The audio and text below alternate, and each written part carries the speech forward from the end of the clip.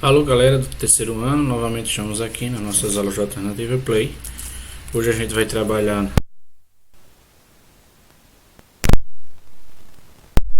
Vocês colocam aí na página 75, Matemática 4.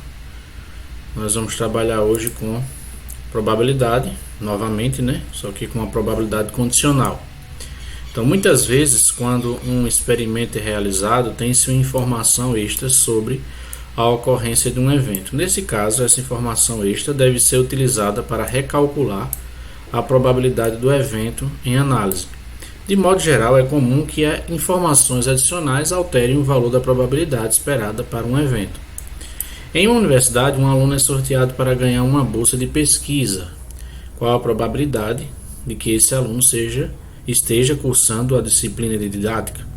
É razoável definir essa probabilidade como sendo a razão entre o número de alunos matriculados em didática e o número de alunos matriculados na universidade. Entretanto, se de algum modo obtivesse a informação adicional de que o aluno sorteado está matriculado em engenharia, então é razoável esperar que a probabilidade dele cursar a disciplina didática seja drasticamente reduzida quando comparada à probabilidade estimada sem essa informação.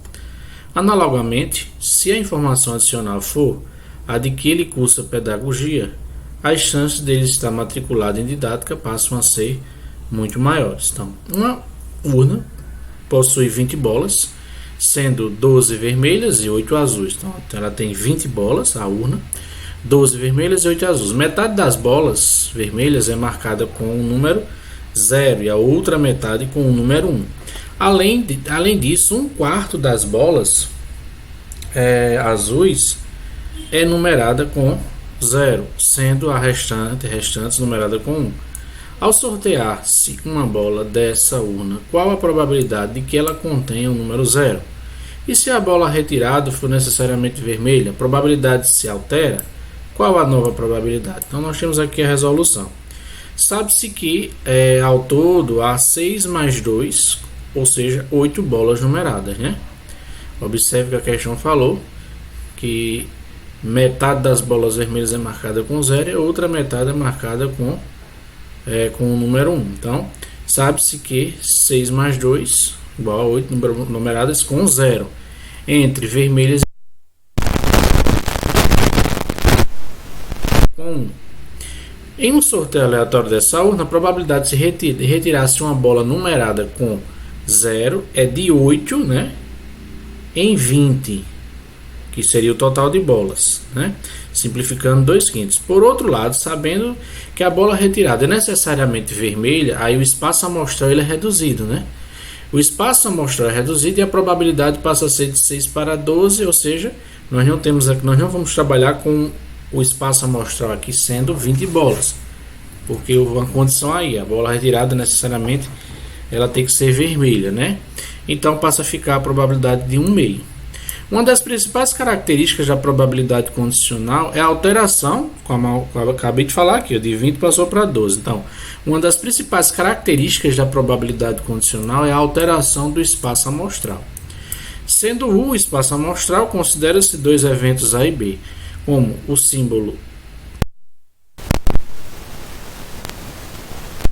e o evento A ocorrendo. A probabilidade de B ocorrendo A primeiro é a probabilidade condicional do evento B tendo ocorrido A, ou a probabilidade de B dado A. Quando se calcula essa probabilidade condicional, tudo se passa como se A fosse um novo espaço amostral dentro do qual se deseja calcular a probabilidade de B. Pode-se definir a probabilidade condicional por essa fórmula aqui, ó. A probabilidade da interseção de A com B sobre a probabilidade de A. Se A e B são eventos independentes, então a probabilidade condicional vai ser igual a B. Logo, vale a igualdade.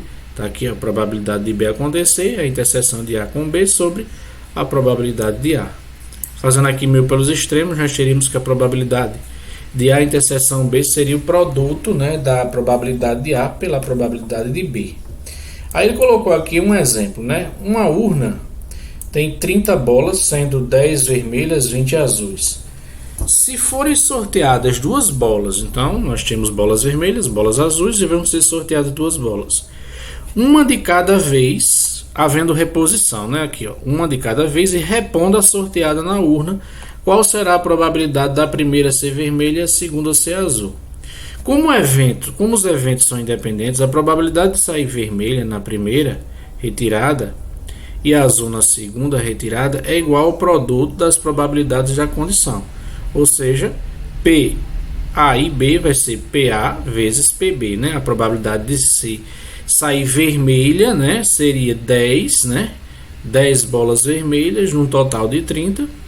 E de sair uma segunda bola sendo azul, seria 20 bolas azuis no total de 30, fazendo o produto, né, de 10 tentáavos por 20 tentáavos, vamos ter dois nôos. Portanto, usa-se a regra do produto. Tem-se que 10 tentáavos vezes 20 tentáavos é igual a 2 nôos. Então, vamos aqui para as questões. Ó. A primeira questão em uma escola com 1.200 alunos. Foi realizada uma pesquisa sobre o conhecimento deles em duas línguas estrangeiras, inglês e espanhol. Nessa pesquisa constatou-se que 600 alunos falam inglês, 500 falam espanhol e 300 não falam qualquer uma desses idiomas. Escolhendo-se um aluno dessa escola ao acaso, sabendo que ele não fala inglês, a questão quer saber a probabilidade desse aluno falar espanhol. Então, observe o seguinte, nós temos aqui duas situações, né? Nós temos aqui um grupo, um conjunto de alunos que falam inglês e um conjunto de alunos que fala espanhol. Aí o que acontece? Nós não sabemos aqui, porque a questão não deu essa informação, né? Dos alunos que falam as duas, né, ao mesmo tempo, as duas línguas, tanto inglês como espanhol. A gente sabe que 600 alunos falam inglês, né? Então, dentro desses 600, nós vamos ter alunos que falam também espanhol. Então, para eu colocar aqui nesse conjunto, eu vou ter que fazer 600 e tirar os alunos que falam espanhol para ficar aqui somente com os que falam inglês. A mesma situação aqui do outro lado, 500 falam espanhol. Então o que eu vou fazer? Eu vou tirar aqui dos 500 alguns alunos que também falam inglês. E aqui fora nós vamos ter um conjunto formado por 300 elementos que nem falam inglês e espanhol. Nenhuma das duas. Aí o que acontece? A gente sabe que somando os quatro conjuntos, né, o conjunto somente inglês, mais o conjunto interseção, mais o conjunto somente espanhol, mais o conjunto que não fala nenhuma das duas línguas, juntando isso aqui tem que dar o total de alunos da escola, ou seja, tem que dar 1.200. Então, fazendo aqui mentalmente, né? Esse x cancela com esse, 600 mais 500 dá 1.100, mais 300 dá 1.400. Quando a gente jogar para o outro lado, passa menos 1.400. Com o menos daqui vai ficar tudo positivo, né? Vai ficar menos x igual a 1.200 menos 400. Quando vocês subtraírem isso aqui, o x aqui vai dar 1.400 menos 200. Esses 200 aqui vai representar quem? Esses 200 vai representar os alunos que falam tanto espanhol como inglês. Então o que acontece?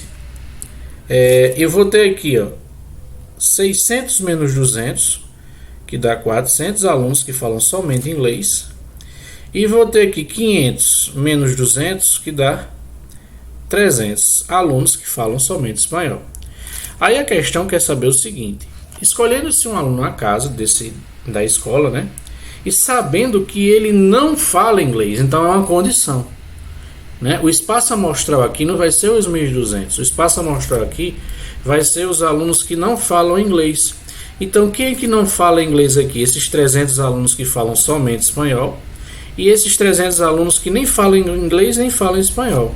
Então a probabilidade aqui seria a seguinte: Sabendo-se que ele não fala inglês, então o espaço amostral vai ser 300 que falam somente espanhol, mais 300 que não falam nem inglês nem espanhol. Qual é a probabilidade desse aluno, qual é a probabilidade que esse aluno fale espanhol? Então, seria de 300 sobre o espaço amostral aqui, que é de 600. Fazendo a simplificação, nós vamos ter aqui a resposta da questão, que seria a letra A, 1/2. Tá aí a primeira questão resolvida. Vamos para a segunda. A segunda diz o seguinte: uma fábrica de parafusos possui duas máquinas, a máquina 1 e a máquina 2, para a produção de certo tipo de parafuso. Em setembro, a máquina 1 produziu 54 centésimos do total de parafusos produzido pela fábrica. Dos parafusos produzidos por essa máquina, 25 centésimos eram defeituosos. Por sua vez, 38 milésimos dos parafusos produzidos no mês pela máquina 2 eram defeituosos.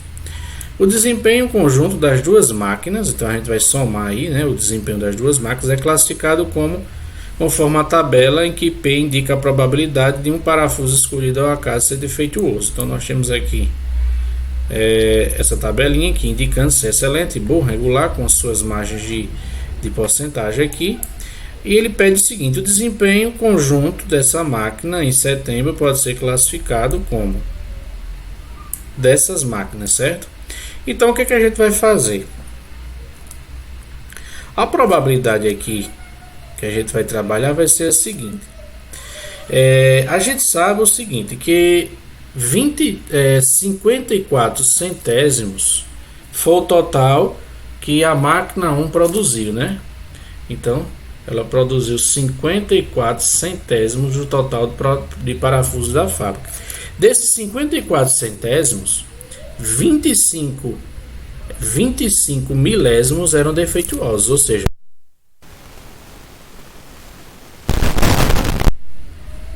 de 54 centésimos, que seria 25 milésimos vezes 54 centésimos. Aqui nós vamos ter a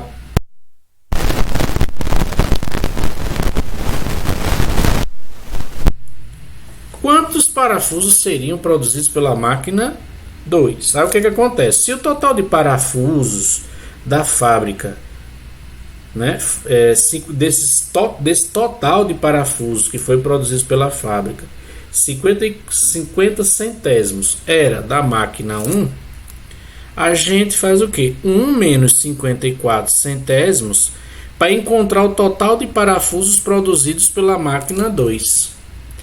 Vezes, por sua vez, 38 milésimos dos parafusos produzidos no mês pela máquina 2 era defeituoso, ou seja, 38 milésimos do total de parafusos produzidos pela máquina 2. Então, resolvendo isso aqui, se vocês multiplicarem 54 vezes 25, vai dar 1.350 sobre 100 mil vezes 1000, vai dar aqui 100 mil, né? 100 mil vezes 1000 dá 100 mil, mais 1 menos 54 centésimos, quando vocês resolverem vai dar 46, aí multiplica por 38, aí vocês vão encontrar aqui 1748 sobre, mesmo esquema, 100 vezes 1000, 100 mil. Somando 1.350 mais 1.748, nós vamos encontrar 3.098 sobre 100 mil. Só que o que acontece aqui? Para facilitar a nossa vida, né? Para facilitar a nossa vida, eu vou deslocar a vírgula do 3.098 para cá e vou cancelar 2 zeros aqui. É como se eu estivesse dividindo por 1000, né? Então eu teria aqui 3,098, cancelo 3 zeros de lá, então eu vou ficar 3,098 centésimos. Essa seria a probabilidade relacionada a essa situação aqui, né? O desempenho do conjunto das duas máquinas é classificado conforme a tabela, em que P indica a probabilidade de um parafuso escolhido ao acaso ser defeituoso. Então, essa fração aqui, 3,098 centésimos, ela fica nessa faixa aqui, ó. Vai ser maior que 2 e menor que 4. Ou seja, o desempenho das duas máquinas em setembro aqui seria a letra B, B de bom, né?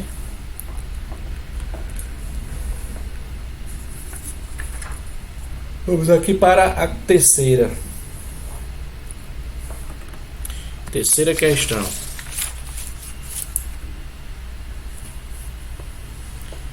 Terceira questão é o seguinte, ó. Uma fábrica possui duas máquinas que produzem o mesmo tipo de peça. Diariamente, a máquina M produz 2.000 peças e a máquina N produz 3.000 peças.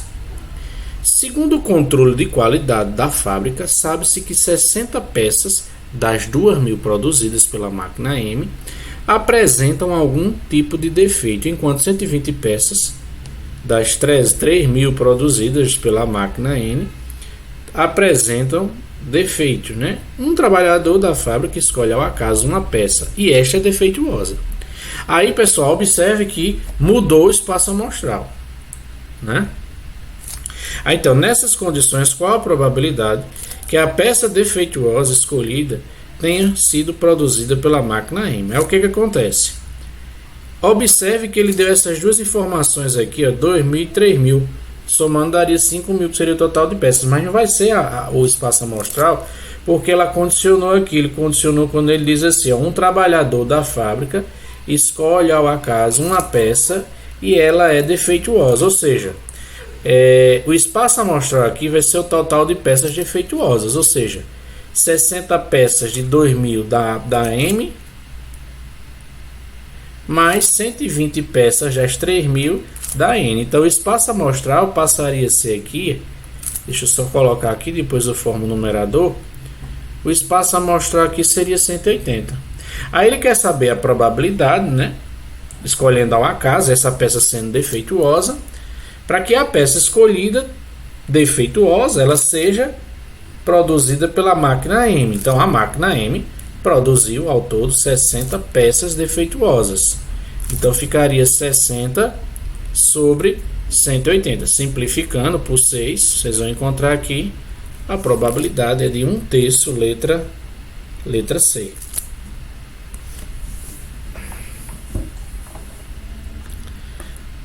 Vamos aqui para a quarta questão. Quarta questão. Questão também tirada aí do Enem. Um experimento foi conduzido com o objetivo de avaliar o poder germinativo de duas culturas de cebola, conforme a tabela. Germinação de sementes, né, de duas culturas de cebola, a germinação. Aí tem a cultura A, a cultura B e o total. Então, germinaram 392, não germinaram 8, total de 400. Germinaram 381 da cultura B e não germinaram 19, somando 400 também. O total aqui que germinaram foi 773 e o total que não germinaram foi 27, ou seja, está aqui o total da questão, que é de 800. Então, olha só, deseja-se fazer uma avaliação do poder germinativo de uma das culturas de cebola. Uma amostra foi retirada ao acaso, sabendo-se que essa amostra escolhida germinou. Então, quem é que vai ser o nosso espaço amostral? Será que vai ser os 800, que é o todo? Não. Como ele condicionou, a gente vai, né, deseja fazer uma avaliação do poder germinativo de uma cultura de cebola, de uma amostra que foi retirada ao acaso. Sabe-se que a amostra, está aqui, sabendo-se que a amostra escolhida germinou. Então, olha, esse aqui é o nosso espaço amostral. É o total de amostras germinadas, tanto da A como a da B, né? Então, sabendo-se que a amostra, ele quer saber a probabilidade de essa amostra cultura A. Para pertencer à cultura A, a fração seria 390 sobre 770 de mudas.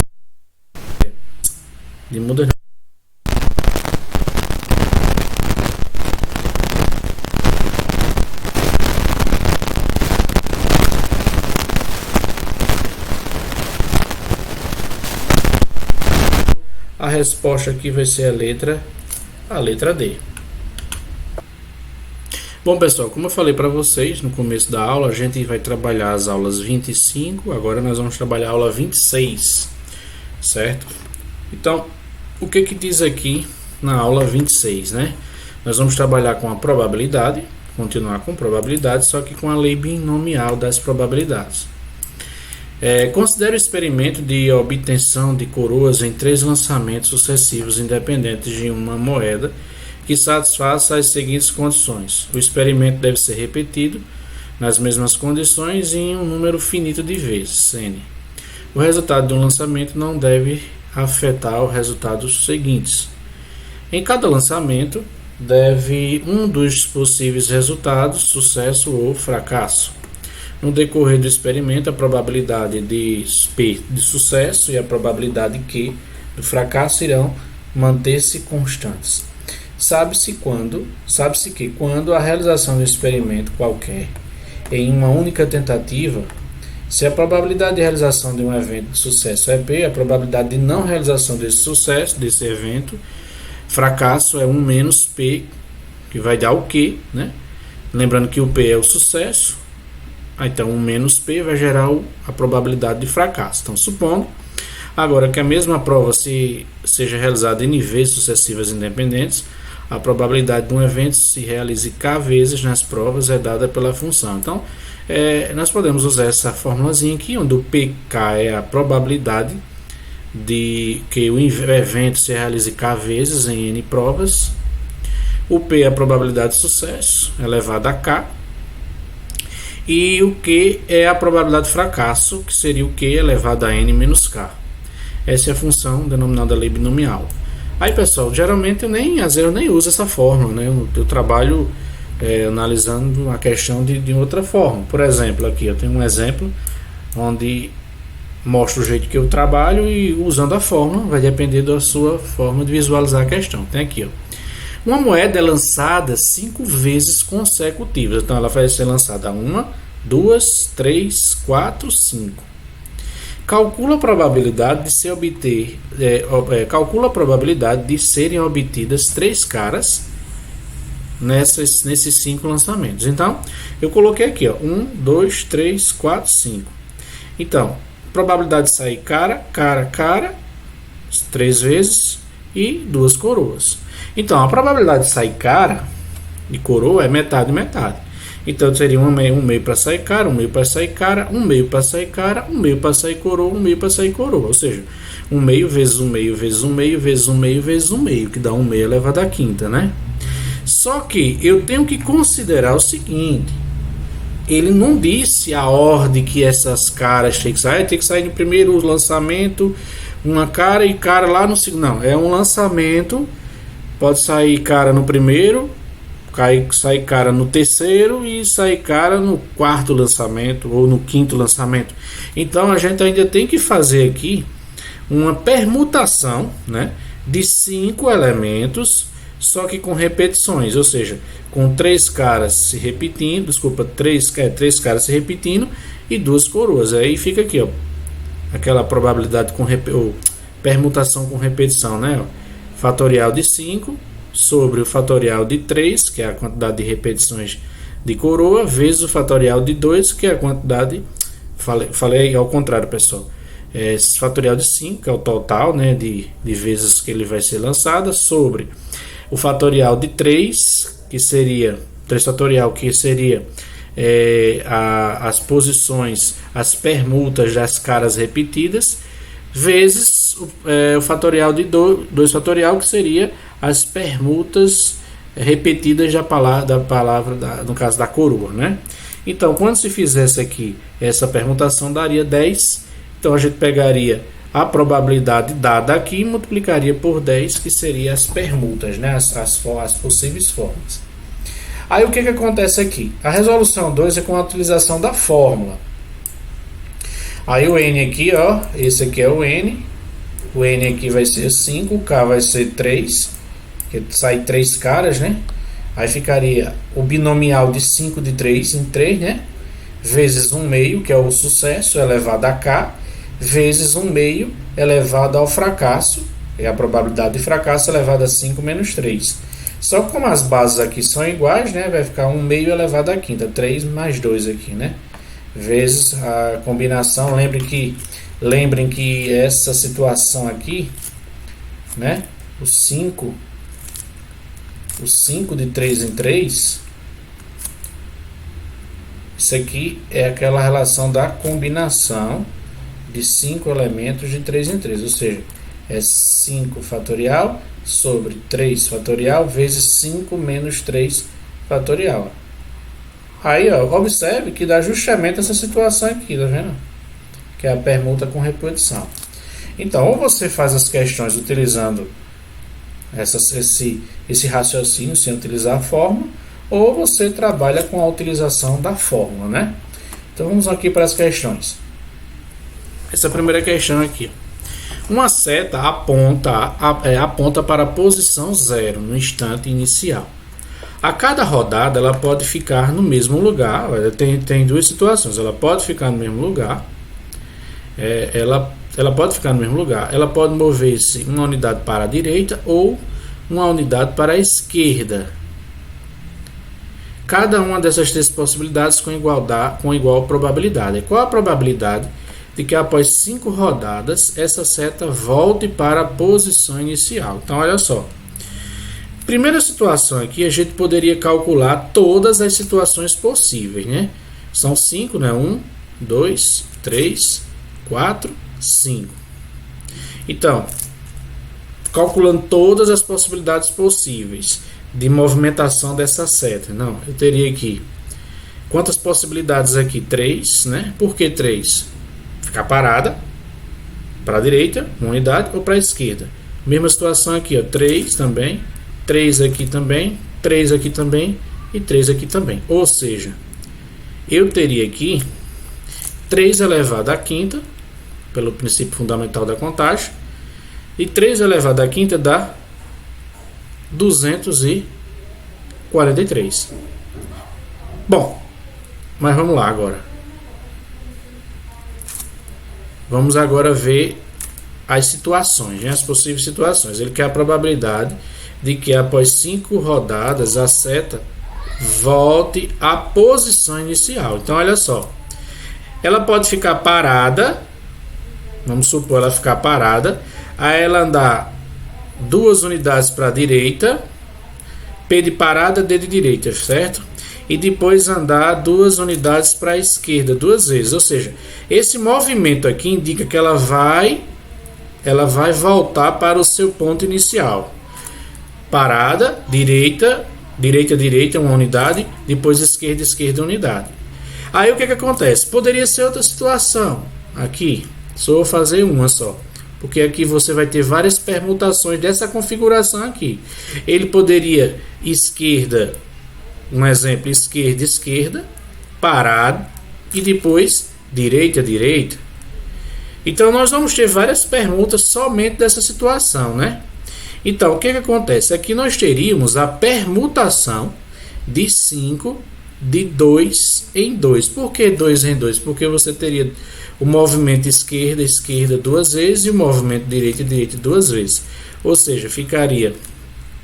Deixa eu só puxar um pouquinho para cá. Pronto. Ficaria aqui, ó, esquerda, parou, direita e voltaria para o estado inicial, né?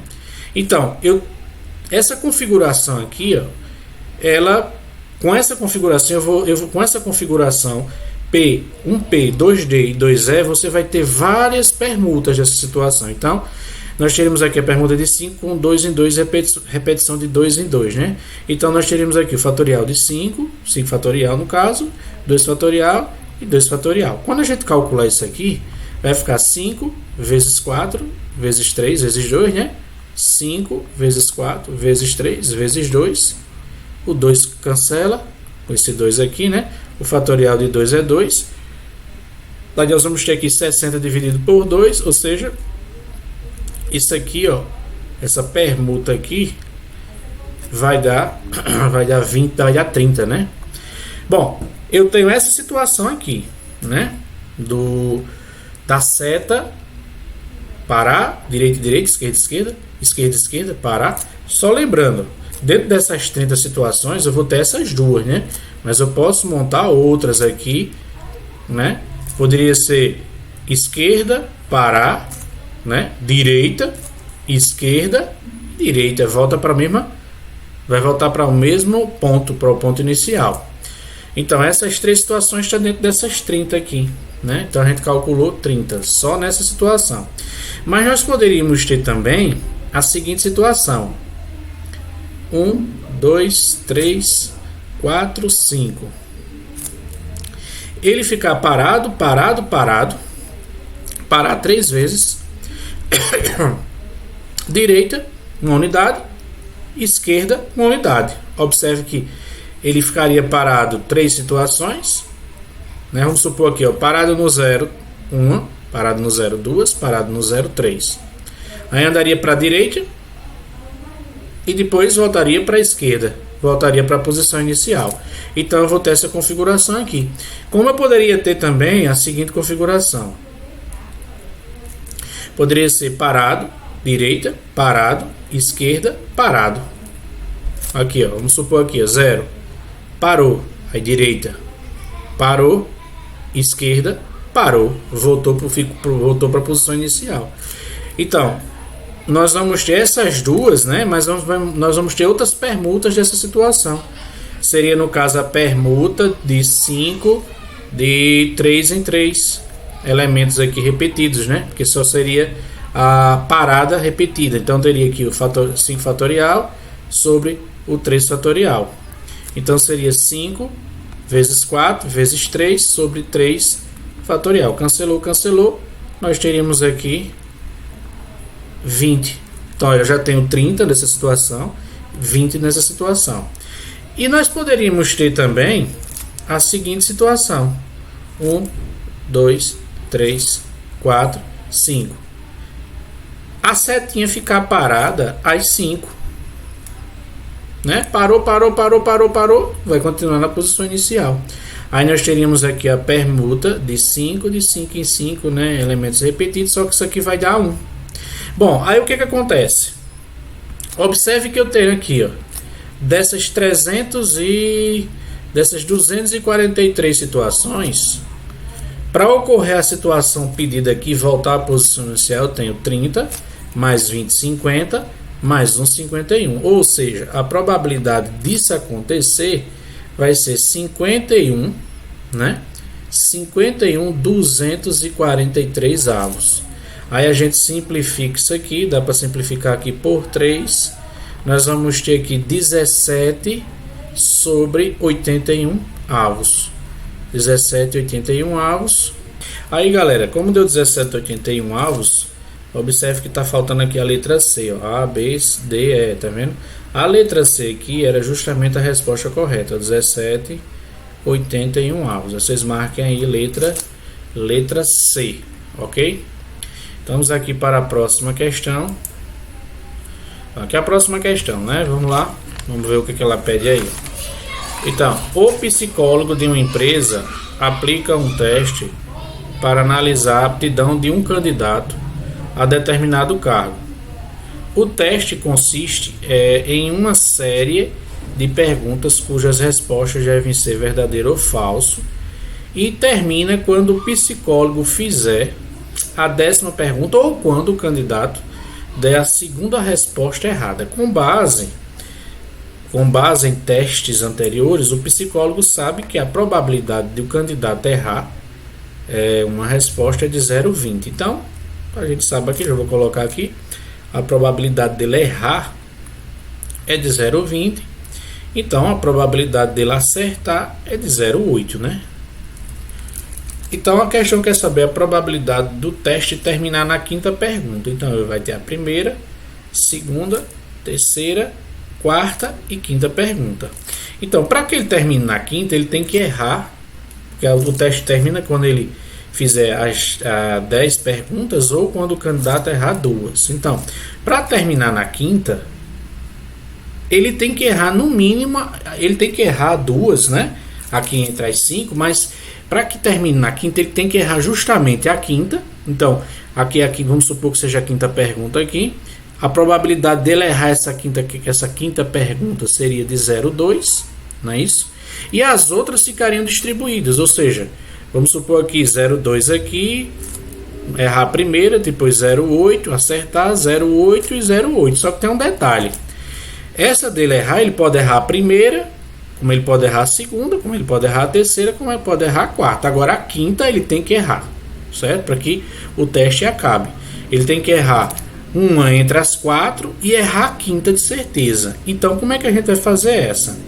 Primeiro, a gente vai multiplicar essas probabilidades aqui, ó, 0,2 vezes 0,8 vezes 0,8 vezes 0,8 vezes 0,2. Quando vocês multiplicarem isso aqui vai dar 0,0248, certo? Só que a gente tem que trabalhar aqui, ó, a gente tem que trabalhar com as permutas. Observe que eu tenho a permuta de 4 elementos, 0,8, 0,8, 0,8, 0,2. Só que o 0,8 se repete 3 vezes. Então eu tenho a permuta de 0,8 aí, repetida 3 vezes. Então seria o fatorial de 4 fatorial, vezes, sobre 3 fatorial. Ou seja, nós teríamos aqui 4 vezes 3 sobre 3, cancela, cancela, ou seja, 4. Eu ainda tenho que pegar esse valor, agora que eu encontrei, e multiplicar pelas as trocas, né? De posições do 0,2 aqui na primeira, na segunda, na terceira, né? Vezes 0,02048. Quando vocês multiplicarem isso aí, isso aqui vai dar 0,08192. Então a resposta da questão, letra B. Vamos aqui para a próxima. Quarta questão. Na quarta questão diz assim, só para a gente se ligar num detalhe, certo, pessoal? Nós temos a quarta questão, só que aqui é a quarta no meu livro digital, mas no livro de vocês, essa seria a terceira questão. É porque no meu livro digital ela já começa com a primeira sendo a segunda, certo? Então no livro de vocês é a terceira questão, no meu livro digital é a quarta. É um erro aí, eu acho, do livro digital, certo? Que não está batendo com o livro de vocês, pelo menos a numeração das questões. Mas vamos lá. O controle de qualidade de uma empresa fabricante de telefones celulares aponta que a probabilidade de um aparelho de determinado modelo apresentar defeito de fabricação é de 0,2. Então, a probabilidade dele apresentar defeito é de 0,2%. Dele não apresentar defeito seria de 0, aí eu não tenho que tomar cuidado, viu? Dele não apresentar defeito, deixa eu apagar aqui, você vai tirar de 100%, né? Tirando de 100%, a probabilidade de ele não apresentar defeito vai ser de 99,8%. Não apresentar defeito. Apresentar defeito 0,2, não apresentar defeito 99,8%. Aí ele diz o seguinte: se uma loja acaba de vender 4 aparelhos desse modelo para um cliente, qual é a probabilidade desse cliente sair da loja com exatamente 2 aparelhos defeituosos? Então, nós vamos ter 4 aparelhos vendidos. Aí ele quer saber qual a probabilidade do cara sair com 2 aparelhos defeituosos. Então, o que acontece? A gente sabe que a probabilidade de ser defeituoso é de 0,2, e de não ser defeituoso, 99,8, 99,8, não é isso? Só que não basta você só multiplicar. Por que eu fiz assim?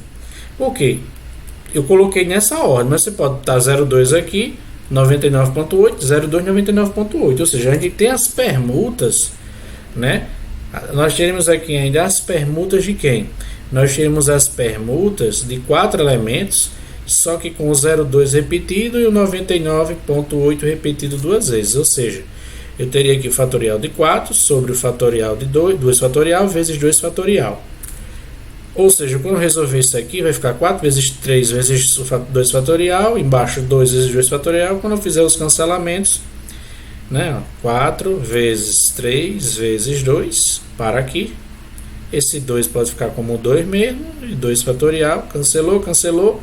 4 vezes 3 dá 12, dividido por 2 nós vamos ter 6, ou seja, nós vamos ter a permuta disso aqui, ó, 6 permutas disso aqui. Então, aí a gente pegar o resultado disso aqui e a gente vai ter que multiplicar por 6, ou seja, a gente teria aqui 6 vezes 0,2% ao quadrado, né, porque é 0,2 vezes 0,2, vezes 99,8% também ao quadrado, ou seja, a resposta da nossa questão aqui vai ser a letra C, né?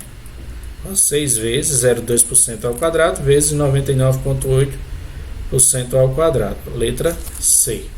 Aqui é uma probabilidade, você poderia usar a fórmula se quiser, só que eu não gosto muito de usar ela, porque fórmula a gente pode esquecer, né?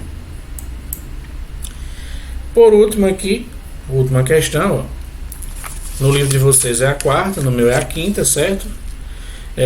Um atirador em um único tiro tem a probabilidade de 80% de acertar. Então eu vou botar aqui logo o seguinte: ele tem a probabilidade de 80% de acerto.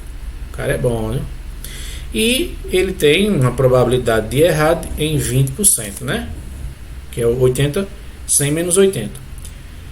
Durante um exercício ele dá 6 tiros, ó. Ele vai dar 1, 2, 3, 4, 5, 6. Ó. Então ele vai dar 6 tiros, ó. Seguidos nesse mesmo tipo de alvo. Considerando que os tiros são independentes, em cálculo aproximado, qual é a probabilidade do atirador errar o alvo exatamente 2 vezes? Vou pegar esses dois aqui, vamos supor que ele errou o primeiro alvo, o primeiro tiro e o segundo tiro, né? Então aqui a probabilidade dele errar, consequentemente os outros tiros ele ia acertar, que seria 0,8 vezes 0,8 vezes 0,8 vezes 0,8. Lembrando que eu estou considerando que ele errou o primeiro e o segundo tiro, né? Mas nós temos as permutas, ele pode errar o último e o primeiro, pode errar o primeiro e o quinto. Então, eu vou usar aqui o princípio fundamental, certo? Para multiplicar isso aqui. Quando você multiplicar isso aqui, vai dar 0,016.384. Só que, pessoal, o que acontece? Eu tenho que fazer a permuta das situações onde ele pode acertar no primeiro, errar no último, ou errar o terceiro e acertar. As formas de combinação de erro e de acerto aí, né? Então eu teria aqui a permuta de 6 elementos, né? Aí eu teria aqui, ó, 2, que é errar 2 e acertar 6, né? Então eu teria aqui o fatorial de 6 não, pessoal, tá errado aqui, que não é 6, seria 4, né? 1, 2, 3, 4. Então seria 6 fatorial sobre 2 fatorial vezes 4 fatorial. Aí eu faria 6 vezes 5 vezes 4, para por aqui. 2 é 2 mesmo, 4, cancela, cancela. 6 vezes 5, 30. A permuta aqui, com 2 e 4 elementos repetidos, vai ser igual a 15. Aí eu pegaria esse valor que eu encontrei aí de 16.384. 16.384. E vou achar algo, né? Algo próximo, né? Isso aqui vai ser a probabilidade. Vou até botar aproximadamente. Algo próximo de 24,58%. Isso aqui é algo próximo disso aqui.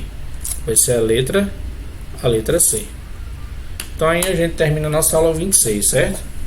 Vamos partir aqui para a aula 27. E aí vamos aqui para a aula 27, né?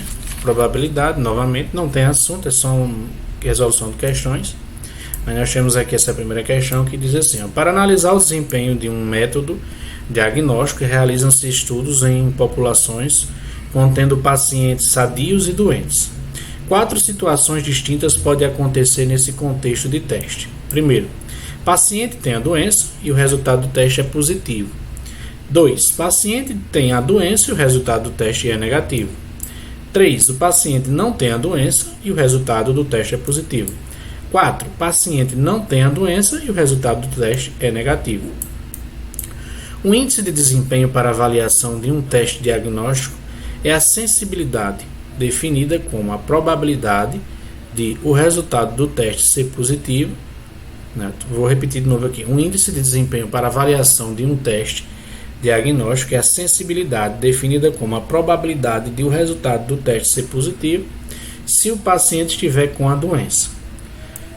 O quadro refere-se a um teste diagnóstico para a doença A, aplicado em uma amostra composta por 200 indivíduos. Aí tem aqui, ó, doença A, positiva, presentes. A doença estava presente em 95 pessoas que apresentaram o teste e foram positivos e 5 pessoas que estão com a doença também, mas só que com o teste deu negativo, né? Aqui ausente, 15, e ausente, não tem doença, né? 15 e 85 do negativo. Essas pessoas que não têm a doença, presente e ausente.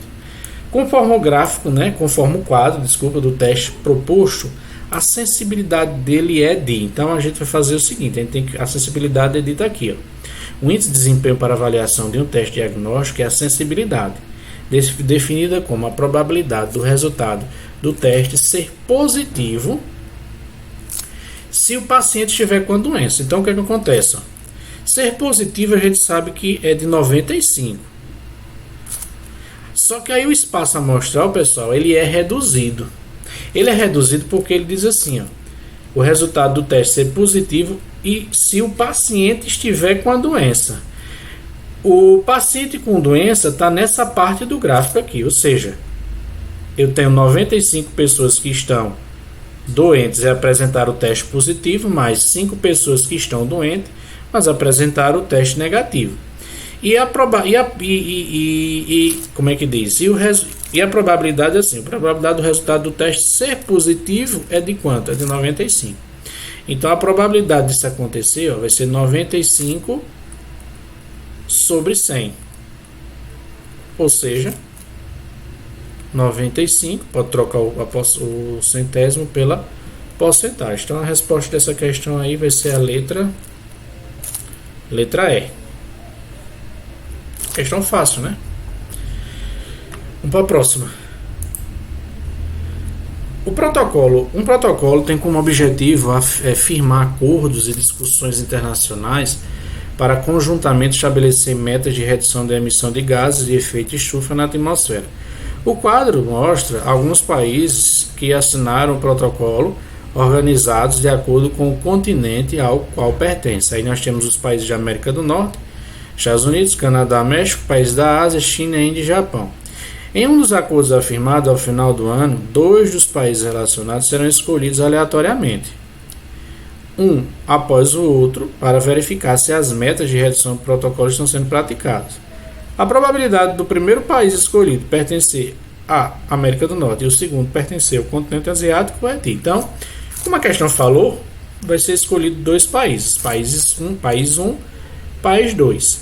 Então, qual a probabilidade de sair na primeira chamada um país da América do Norte? Qual é a probabilidade disso acontecer? São quantos países ao todo aí? São 6 países, né? A probabilidade seria de 3, que são 3 países, num total de 6. E o segundo pertencer ao continente asiático. 3 também, né? Porque são 3 países do continente asiático, só como a gente já sorteou um país, esse país que foi sorteado ele não vai fazer parte do segundo sorteio. Então aqui nós teríamos 5. Aplicando aqui o princípio fundamental da contagem e simplificando aqui o 3 com o 6, que dá 1/2, nós vamos ter 3 vezes 1 dá 3, 5 vezes 2 dá 10. As alternativas aqui, ó, 3 décimos, letra C. Também super fácil, né? As duas primeiras facílimos. Agora, para compensar agora, para compensar aqui, vai vir uma questão um pouco mais difícil, que é essa terceira, né? Essa terceira aqui é considerada uma questão um pouco mais complexa. Aí o que acontece na questão 3, né? O HPV é uma doença sexualmente transmissível. Transmissível. Uma vacina com eficácia de 98%, tá? Olha só, a eficácia dela é de 98%, foi criada com o objetivo de prevenir a infecção por HPV. Lembrando, ela é 98%, né? Então significa que 2% pode ocorrer da pessoa ser vacinada e obter a doença, né? Então vamos lá. Foi criada com o objetivo de prevenir a infecção por HPV e dessa forma reduzir o número de pessoas que venham desenvolver câncer de colo de útero. Uma campanha de vacinação foi lançada em 2014 pelo SUS para um público-alvo de meninas de 11 a 13 anos de idade. Considera-se que uma população não vacinada, preste atenção, o HPV acomete 50% desse público ao longo de suas vidas. Em certo município, a equipe coordenadora da campanha decidiu vacinar meninas entre 11 e 13 anos de idade em quantidade suficiente para que a probabilidade de uma menina nessa faixa etária escolhida ao acaso vir a desenvolver essa doença seja no máximo de 5,9%. Houve 5 propostas de cobertura de modo a atingir a meta. Está aqui as propostas. Aí, para diminuir o custo, a proposta escolhida deveria ser também aquela que vacinasse a menor quantidade possível de pessoas. Então, a proposta implementada foi de número... Então, vamos ver aqui. Vamos montar uma tabelinha, né? Vamos montar uma tabelinha.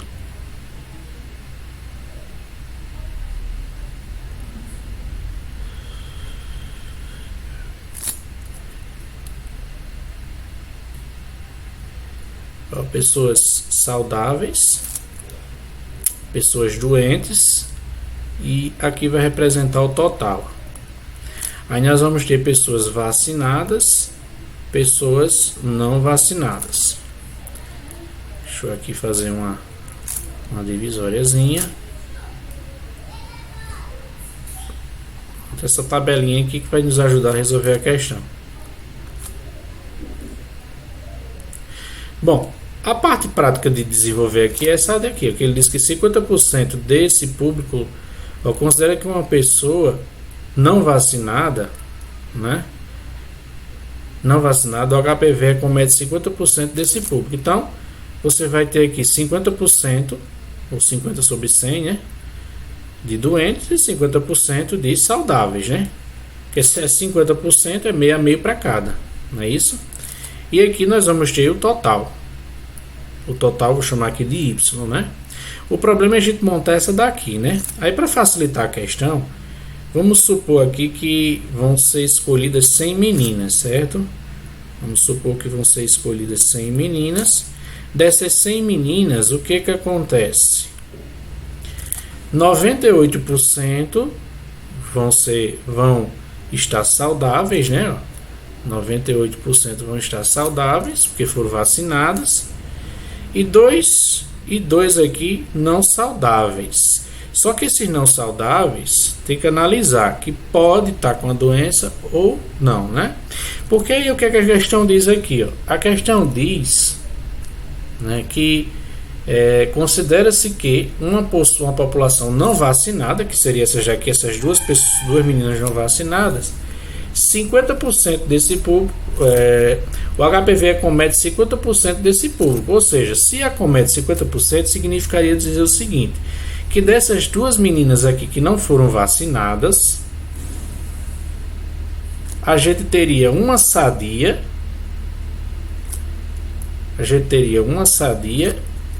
e nós teríamos uma doente, né? Então o que acontece aqui? A gente teria aqui 1 em 100 doentes, não é isso? E 99 em 100 saudáveis. Aí nós teríamos também aqui o nosso total aqui, eu não sei quanto é que é esse total de pessoas, eu chamaria de X, certo? Aí o que acontece?